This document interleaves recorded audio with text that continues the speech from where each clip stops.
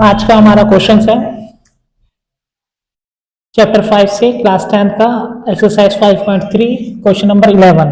Question number 11 में उसने कहा है if the sum of nth term of an at is 4n minus n के square, what is the first terms, what is the sum of two terms, what is the second terms, और similarly find third and 10th term और nth term. ये चीज हमने find करनी है। यानी कि उसने हमें क्या गिवन दिया है, सबसे पहले हमें पता करते हैं Sn 4n की स्क्वायर माइनस n की स्क्वायर, यानी 4n माइनस n की स्क्वायर उसने हमें गिवन दी है। और अब हमें पता क्या क्या करना है, हमें सबसे पहले पता करना है a1 a2 a10 और an, ये चीज हमें पता करनी है साथ में। ठीक है, तो हम लेट करेंगे या पुट करते हैं। सबसे पहले put n is equal to 1 and 2। हम सिर्फ ये दो ही नंबर पुट करेंगे इसके अंदर, 1 4 1 माइनस 1 की स्क्वायर,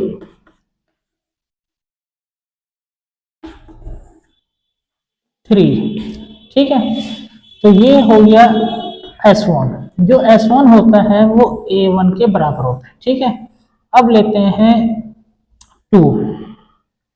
तो S2 जब हम पुट करेंगे तो 2 रखा, 2 की स्क्वायर, तो ये हो गया हमारे पास 8 माइनस 4 इज इक्वल टू 4, ये आया S2।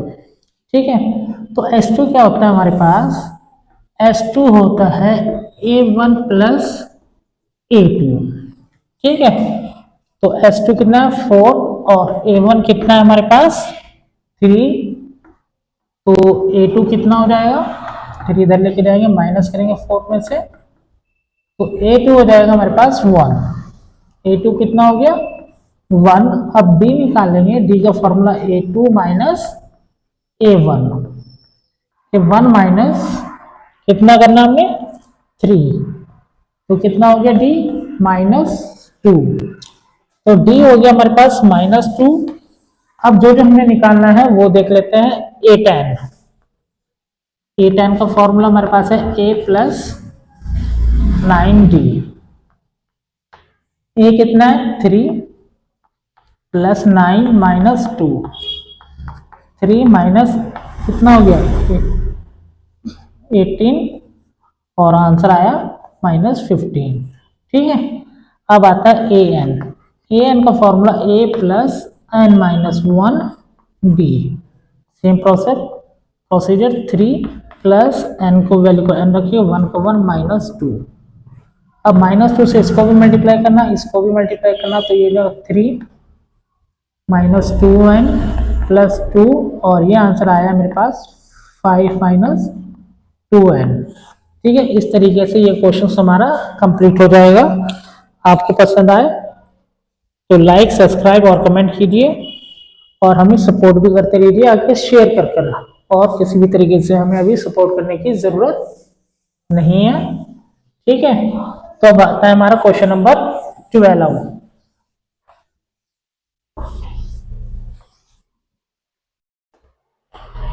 क्वेश्चन नंबर 12 बड़ा इजी क्वेश्चन है और बहुत ही इंटरेस्टिंग क्वेश्चन है।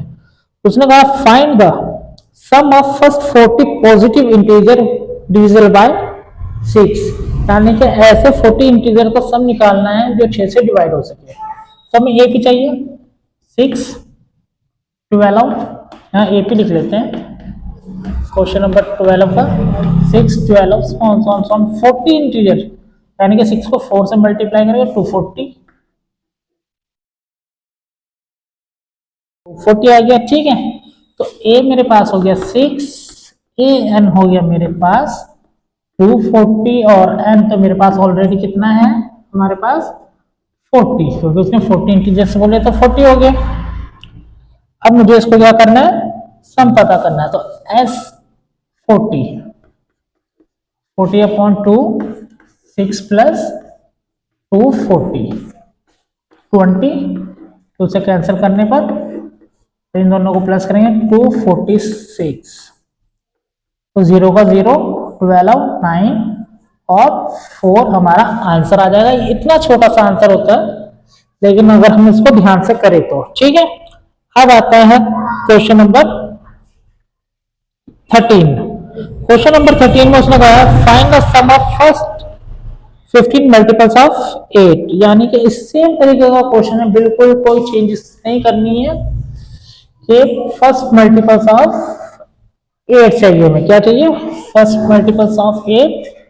क्वेश्चन नंबर है 13। उसमें क्या करना है हमने? उसमें हमें करना है, ठीक है, एपी बनाएंगे। 8 1 8, 8 2 16। ओके, 15 चाहिए तो 15 को सबसे पहले 8 से मल्टीप्लाई कर दीजिए। 15 8 जा 120, ठीक है। तो सेम प्रोसेस, ए एन 120 और एन जो है हमारे पास कितना है 15।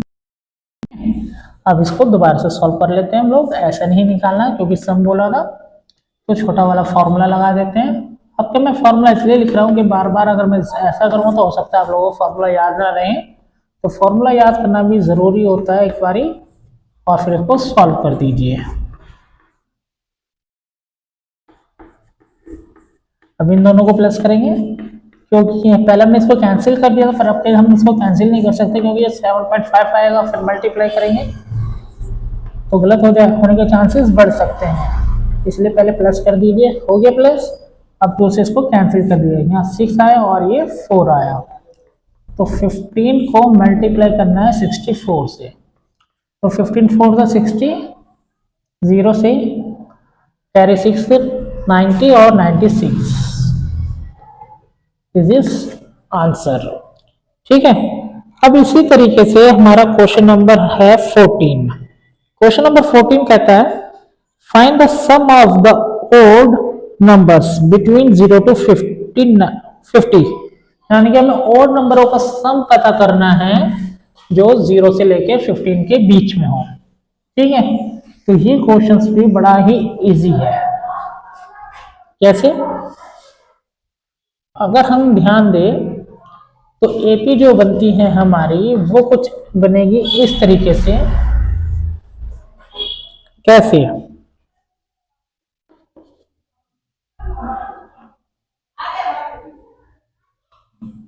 वन 3 5 7 49। तो ये तो मेरा ये हो गया 1 और ये हो गया मेरे पास ए एन, ठीक है।